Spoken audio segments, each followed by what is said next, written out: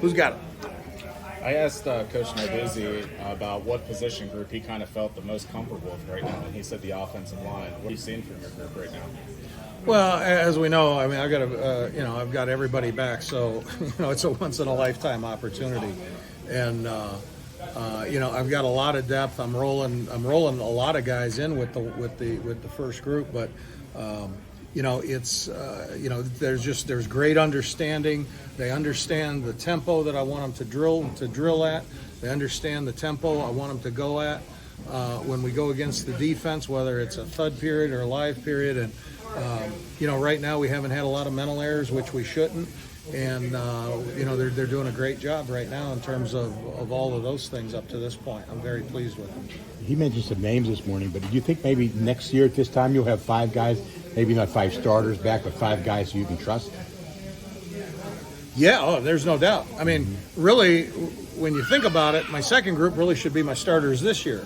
Right. So yeah, and I have a lot of confidence in that group because, and certainly by next year I'll have even more because many of them will have played, and and been in the system for another year, and they're doing a fantastic. That group's doing a fantastic job. And really, those guys should be. If it wasn't for COVID, those guys would be the starters this year.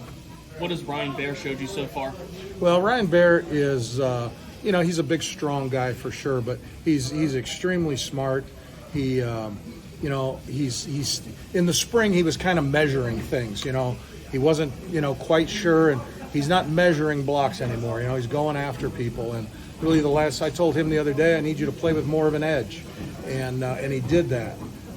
He's done that for the last 2 days. I'll see the film today, but he's a very talented guy. I'm playing him at left tackle right now, and but he's a guy I can kick over to the right. I really think I could kick him inside, and the way we teach it conceptually, I think I could make him a guard if I wanted to, and he would know what to do. But he's a very mature freshman and extremely smart, which is what I love about him.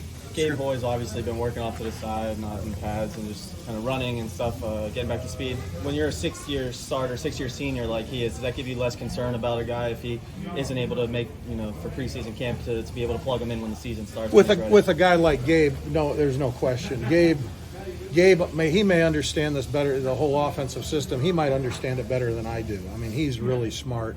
And he's a guy that has a year ago he never made the same mistake twice, and that's been his history as he has moved up the ranks in terms of playing.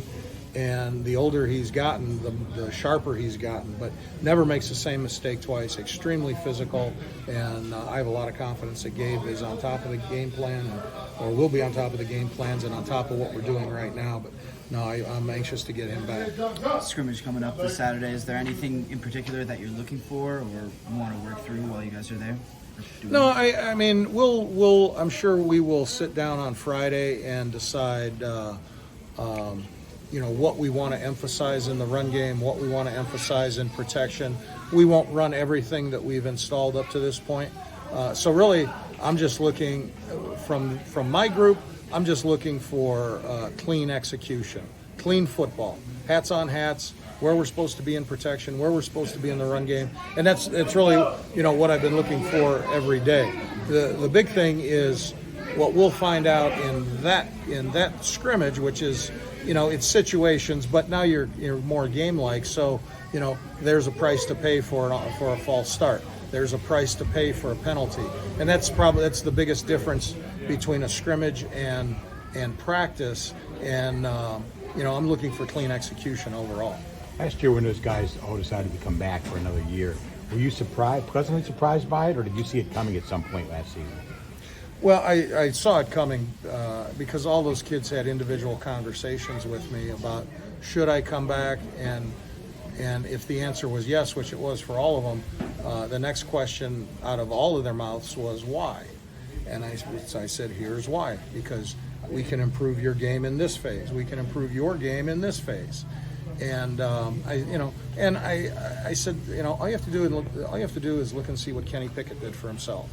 He was a draftable guy and decided to come back and had a fantastic year. And, so I said, all you have to do is look at that.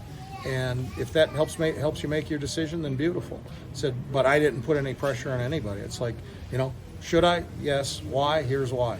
And so I did see it coming. Because I felt like, well, some of them can't keep a secret. So I won't tell you who, but I knew they were all going to come back. Even with the 5 starters coming back, it sounds like a lot of competition for all those starting spots. Is there any one of those guys that has their job secured, or is everyone still? Well, as I told them, if you come back, the competition's wide open, and it is, and the guys in this second group, they're really pressing. They're pushing some of these starters to up their game. And one thing I told them, if you guys decide to come back, or when they did come back, I should say, okay. We can't be the same players we were last year because it won't be good enough. We got 6 year guys. You got to be better players. We can't have the same players we had last year. We have to improve, and they're working to do that. And that second group's helping that because they're pushing the envelope for sure. This is the last one, by the way. We got to get to it. Okay. Is there anyone in that second group who's kind of surprised you this summer? No, there's no real surprises. Branson Taylor's playing great. Ryan Baer obviously is a rookie who's doing really well. Ryan Jacoby's probably made the most improvement. Terrence Moore has played excellent football up to this point. Zabovic and Cradle over there, I'm kind of rolling those two every other day. Every other day. The other guy starts with the ones. And then Jason Collier has made tremendous improvement.